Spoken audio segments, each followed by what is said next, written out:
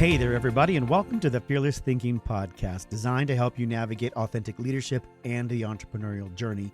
I'm your host, Michael Devous, and these are my thoughts, lessons, and insights from my entrepreneurial journey into coaching, workshops, motivational speaking, and of course, what I picked up from interviews with inspiring leaders and entrepreneurs along the way. My mission is to help people unlock their untapped potential by using fear as a catalyst for powerful change and growth, so they can step into the greatest version of their most authentic selves. All right, let's get into some fearless thinking.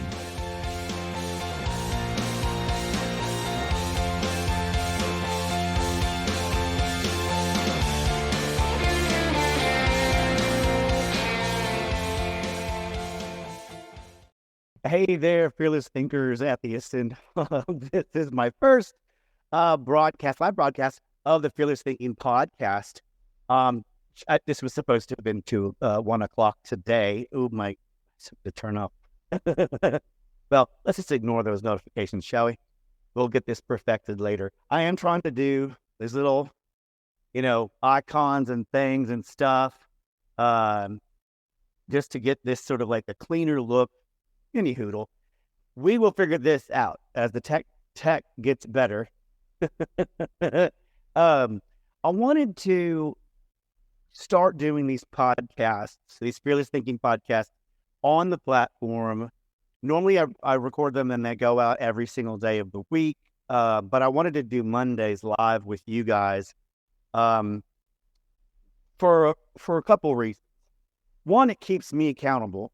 I like to be able to ensure that, I'm going to have a presence on this platform regularly, that you can see me. And by the way, you can jump in on the chat threads. We might be able to do a few lives where people can say stuff and participate. Now, I've not done that normally. Fearless Thinking Podcast, a Fearless Road podcast, by the way, which is my long version. That's the long podcast. That's like an hour to an hour and a half. And typically I'm interviewing other entrepreneurs on their fearless journey at the intersection of fear and innovation and creation, sort of like asking them when fear became their fuel and how they turned that into productivity and creativity. And that's a deep dive. Now, fearless thinking is usually just about me, about 10 minutes, 10, 15 minutes of sharing my ideas and thoughts about things I've learned along the way. And that runs the gamut, by the way. There's a lot of stuff. I got 54 years on this planet. I've learned a lot of different things. My parents would sometimes say not enough, but however, I will say that the things that I'm talking about on Fearless Thinking are applicable to what I do with my motivational speaking, coaching, and consulting, as well as some other work and stuff that I want to do here at the Ascend Hub. So for me, I thought it would be really cool we got multiple brands going on here. We got this, we got Ascend Hub, we got Fearless Thinking. So it might be a little over-branded, but this is me attempting to share with you guys a little bit more of what I do and how I do it inside the scenes when it's live, which is fun. It's challenging and fun, and it's putting myself on the spot and getting outside my comfort zone. And outside the comfort zone is where we grow, right? That's the space and the place where we begin to grow. And in that space, the plasticity of your brain, if you will, the ways that it thinks on the fly, impromptu, allows you the opportunity to grow and allows you the opportunity to think beyond some of the places and spaces you normally would think when you're in a comfortable space, right? You put yourself in an uncomfortable space, you have to use other parts of your brain, other parts of your personality, other parts of your thinking that you normally wouldn't have to use because, well, you're under pressure, right? Clock is ticking, the lights are on, the camera's running. So this is my attempt at beginning to start recording this show. I might be able to do it every day of the week. It's tough because normally what I'll do is I write them in advance and then I produce them and get them ready. Then I schedule them to be uploaded. So what happens now is I'll be doing them on here. I think we're capturing. I hope this is recorded. It should be recording.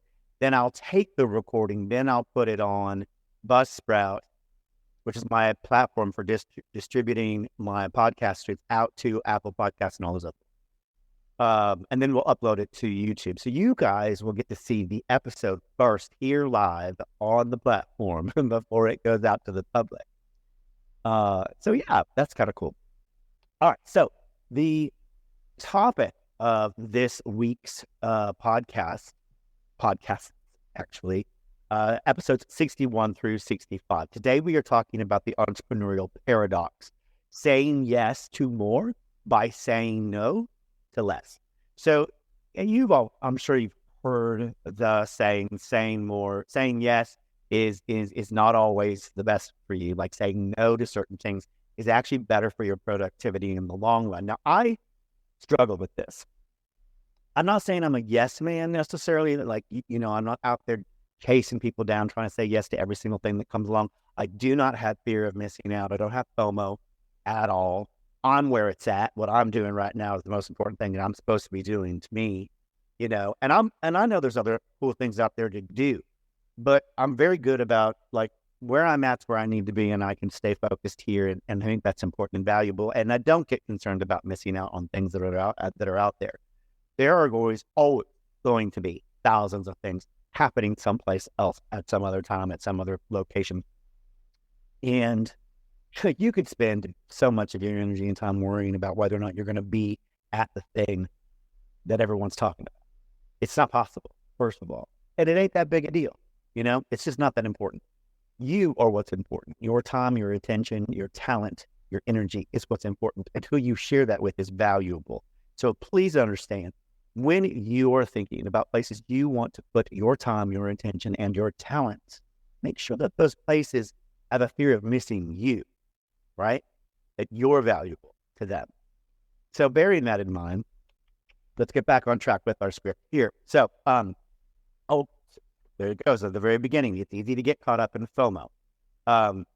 That is by design. Okay, these social media platforms, these posts, these branding, messaging, marketing, media, content, news, magazines, advertising, they are designed to make you think you're going to miss out on something so that you will pick up that thing, order that thing, stay on your phone longer, stay on the TV longer, whatever it is, right? Stay on that social media platform. Guys, it's all designed to get you to do what they want you to do. You understand me? It's not designed to help you. It isn't designed to further your career, to further your thinking in your brain, to further your heart and your soul, your friendships, your connections, your networking, your opportunities. It's not designed to do any of that to help you at all. It's to help them. So please understand, when you think you got FOMO, take a hot second and check yourself and say, is this really for me? Or am I just being played? Am I being played like a fiddle because they're trying to get me to stay on their platform or go to their event or think about something other than where I'm at right now, right? This FOMO situation is taking you out of the now, and the power of the now is very important. So, we say yes to every opportunity and every project and every invitation, thinking that always saying yes is better for us, right? We want that opportunity. We want that experience, especially when you're coming up through the ranks. If you're young and you're starting out as an entrepreneur and you want to say yes to these things because you worry that if you don't, you won't have enough connections, contacts, experiences. There is a little bit of truth to that there's a lot for you to absorb and a lot for you to experience and a lot for you to learn. But I think it's great for you to start now about prioritizing those things and identifying the values of those experiences. Create a chart for yourself if you want to with, the pros and cons kind of a situation. If it's helpful for you to identify, does project A or opportunity B or event C have better, more pros and cons for me where I'm at right now today? And by the way, one of them could just simply be, I need to unplug, unwind, and have a good time. Totally okay, right? But if you've got a lot of those opportunities in front of you, if your calendar is constantly filled with things and opportunities to do a pros and cons. Find your priorities, establish your value system, and tick those boxes and decide which one of these upcoming things is what I should fear I'm missing out on or what I should say yes to. So with that in mind, what if I told you that sometimes the most powerful word you can say for yourself is no. The overcommitment trap, which I mean, a lot of us get into. It's very difficult and very challenging for entrepreneurs not to get trapped in the overcommitment scenario. And there's a reason for this.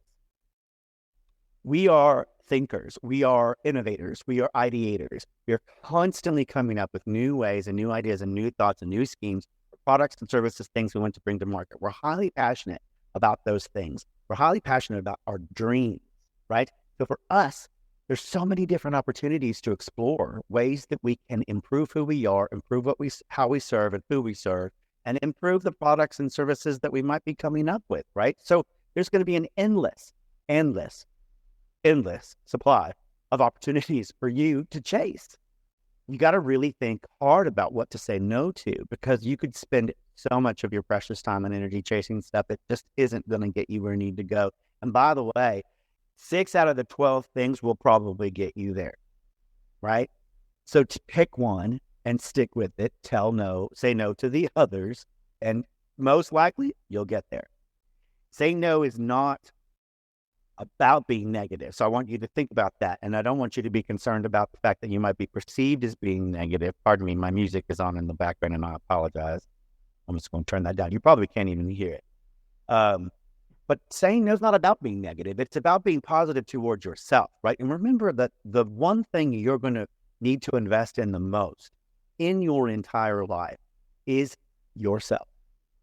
Everything that you do from here on forward, that you've been doing from here on forward, is to better you and your life, which betters other people. There is no betterment to the society, to the world, or anybody else, to your children, your friends, or anyone without you. If you don't take care of you, if you don't ensure that you're okay, that your cup is filled, that your mind is relaxed and ready to receive, you can't be your best. And if you're not your best, you're not giving this world your best. Think about that.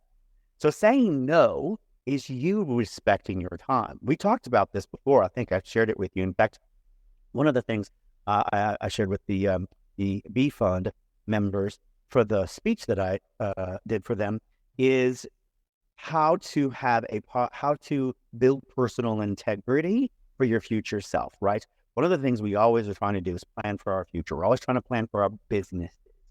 And part of the reason why fear always pops up on that journey is because our minds know we can't be relied on.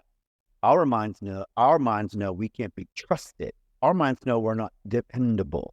Our minds know we'll hit that snooze button when it's convenient for us. Our minds remember that we removed that appointment we had with ourselves to go to the gym or yoga class or dance class or whatever it was to take care of ourselves in order to get another client, to get another meeting, to get another booking. Your mind knows when you check out on it. Your mind knows when you let it down. Think about that. If you were to treat your children and your friends the same way you treat yourself, meaning if you were to turn them down repeatedly, adjust your schedule constantly, right? Because something better was happening, you thought was better, more profitable. What do you think would happen to those relationships? They would diminish. Your friends wouldn't rely on you. They wouldn't trust you to follow through on your word. Well, that's exactly what your mind is remembering when you're planning your future and you didn't say no to all those other opportunities and say yes to yourself, right? So as I was saying no is not about being negative. It is or about turning down every opportunity, but it is about being strategic and intentional with your time and your energy, right? It's about prioritizing what truly matters to you and saying no to the rest, right? Totally okay. This is strength building, resiliency building. Now, how do we say no without feeling guilty or burning our bridges? If you're feeling guilt, well, let me just go through these 3 things you can do. 1, be honest and direct. 2, offer alternatives, and then 3, set boundaries. So we'll go through each one.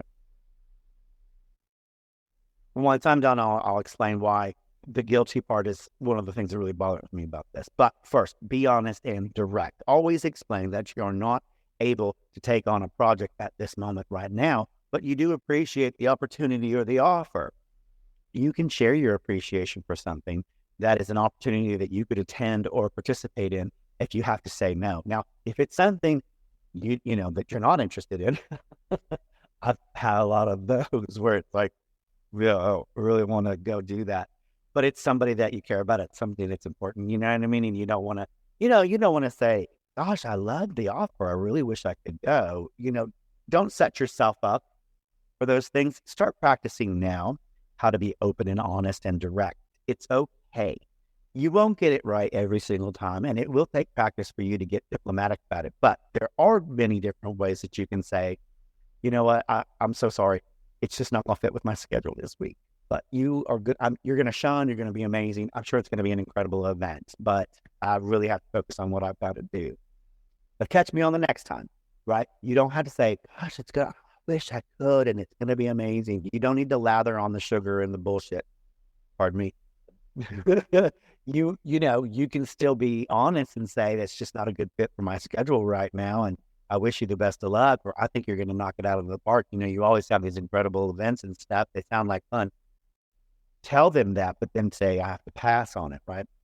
Second is to offer alternatives. Now, if you can't help directly, right, then maybe you can recommend someone who can. So if it's somebody coming to you who needs help, your assistance, your services, your ideas, your thoughts, your time, your energy, and you can't give it and you can't provide it, but you know somebody who's probably able and willing to do so, then yes, absolutely, tee them up, make an introduction and say, "I've got this friend. I think they'd be better at this particular moment than I would, and I think they have time on their schedule.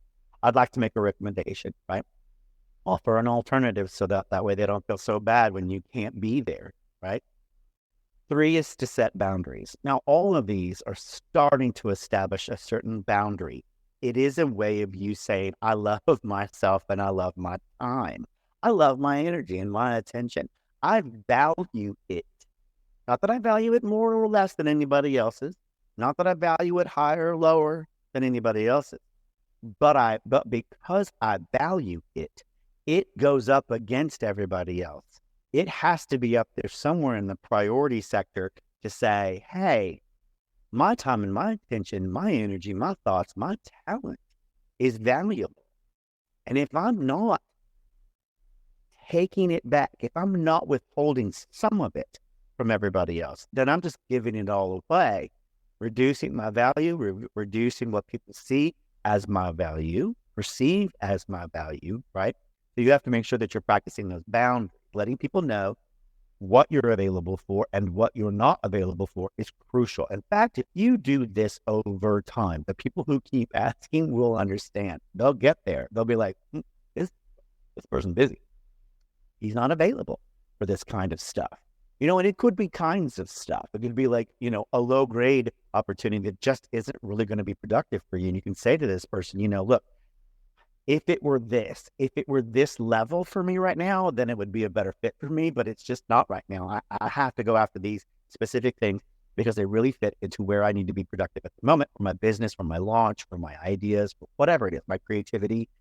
You can be clear about those things so that especially if it's somebody who will be coming back to you regularly to ask again and again and again and again and again for stuff, you can establish a habit, a trend, a series of expectations so that when they come to you, it's like, yep, that's never really going to work for me because it's just not where I'm at right now. And I'm up here. That's just not where I'm at. And I need to stay up here. I need to stay up high. I need to be flying high. I need to be taking care of all of these things.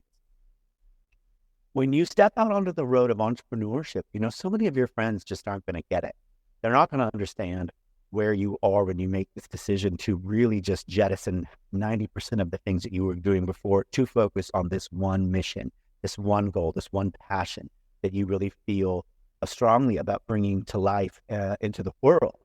And it's going to be hard for them to grasp, when they're not, and they're not on that same energy and on that same level, that same vibration, if you will. They're just not going to get it. But you do have a responsibility to help them get there by ensuring that every time they speak to you, you are establishing a set of boundaries and expectations that fit with your life and your priorities. They don't have to guess anymore. They don't have to keep coming back and asking every time because you've promised too much or you've led them to think that it's valuable to you when it really was never valuable to you, right? That type of communication is really crucial. So when I say something about this feeling guilty, if you go into these scenarios carrying guilt with you for saying no to other people, that's on you. That's something you're developing here. Now, whether you've been taught to that by your parents, your society, your school, your teachers, your friends, your brothers, your sisters, whatever it is, dump it. Get rid of it. Guilt serves nobody, period. It is a waste of energy.